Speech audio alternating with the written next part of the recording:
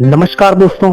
अगर 19th century Europeans की थी, 20th सेंचुरी अमेरिकन की, तो 21st सेंचुरी होगी इंडियंस की।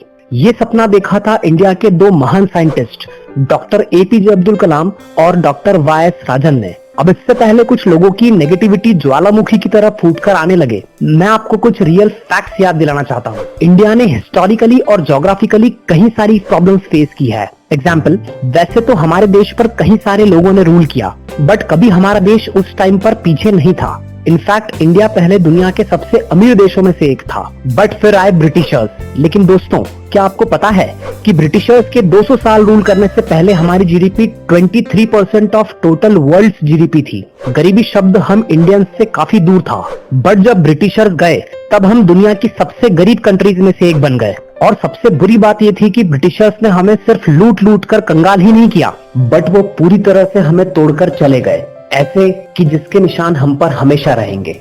हुआ ये कि वर्ल्ड वॉर 2 के बाद जब इंडिपेंडेंस का टाइम आया, तब उन्होंने हमारे देश को, जो पहले कुछ ऐसा दिखता था, उसे 2 टुकड़ों में बांट दिया, इंडिया और पाकिस्तान। क्योंकि उनकी इसी डिवाइड एंड रूल पॉलिसी की वजह से हिंदू मुस्लिम्स में लड़ाई बहुत हो सकती थी, बट ऑब्वियसली उनका ये प्लान काफी बकवास साबित हुआ और 2 पाकिस्तान का इतना दूर होना लॉजिकल ही नहीं था। इसीलिए 1971 में एक और देश बना, बांग्लादेश, और इसने हम सबको और तोड़ दिया, सबको फाइनेंशियली वीक बनाते हुए। खराब बॉर्डर की वजह से इंडिया और पाकिस्तान में लड़ाई तो स्टार्ट थी ही, जो कि आज तक चल रही है, और आज तक ये चीज दोनों देशों की प्रोग्रेस में डायरेक्टली और इनडायरेक्टली असर करती है। क्योंकि बात यह है कि लड़ाई लड़ते हुए देश की प्रोग्रेस पर ध्यान देना बहुत मुश्किल होता है। दोस्तों, अब ज्योग्राफिकल प्रॉब्लम्स की बात करें तो हमारा देश ऊपर से हिमालय से घिरा है और नीचे मैक्सिमम ओशन से घिरा है। अब ये चीज हमारे देश के प्रोटेक्शन के लिए तो बहुत अच्छी है, बट इसकी वजह से हम बाकी दुनिया से बहुत अलग रहे हैं, जो अगेन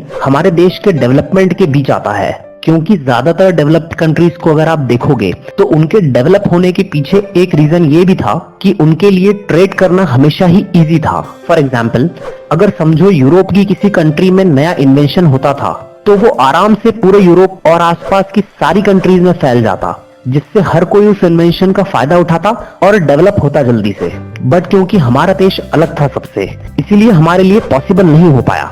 दोस्तों, और भी कई सारी प्रॉब्लम्स इंडिया फेस करता है, जैसे कि पुअर एजुकेशन सिस्टम, ऑलमोस्ट हर जगह करप्शन, नेगेटिव मेंटालिटी एटसेट्रा, और बची कुची कसर इस कोविड पेंडेमिक ने पूरी कर दी। बट स्टिल इतनी सारी प्रॉब्लम्स झेलने के बाद भी हमारे देश की इकोनॉमी तेजी से रिकवर कर रही है। यही नहीं, हमारा देश 100 यूनिकॉर्न्स को टच करने के बहुत ही करीब है।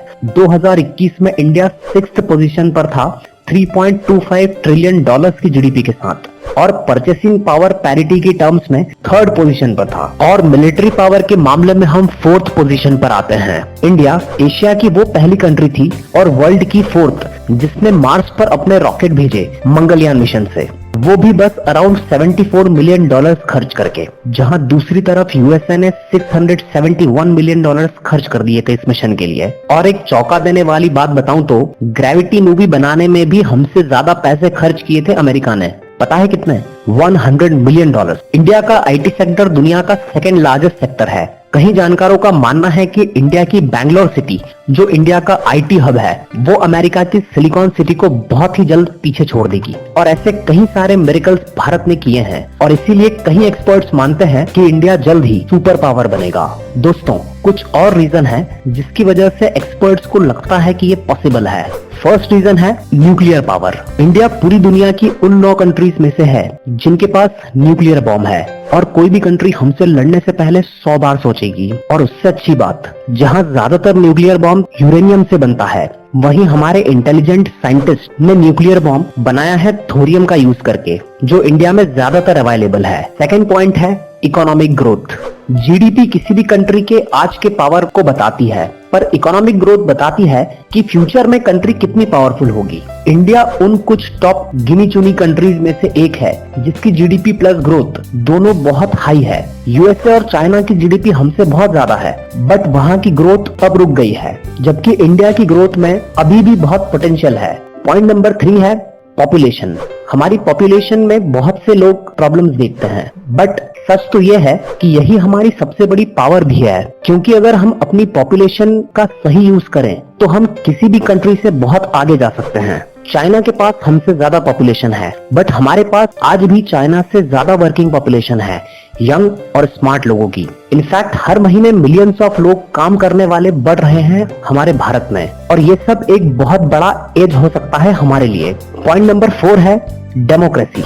चाइना हमसे आगे है, ये सच है, लेकिन एक प्रॉब्लम ये है कि वहाँ डेमोक्रेसी नहीं है, जबकि हम दुनिया की लार्जेस्ट डेमोक्रेसी हैं। हाँ, मैं ये मानता हूँ कि हमारे सिस्टम में करप्शन है, इनइक्वालिटी है, लेकिन फिर भी हम फ्री मार्केट सिस्टम में काम करते हैं। मतलब एज एन इंडिविजुअल अगर हम अपनी मेंटालिटी चेंज करके काम करेंगे तो बाकी सारे देशों को पीछे छोड़ सकते हैं।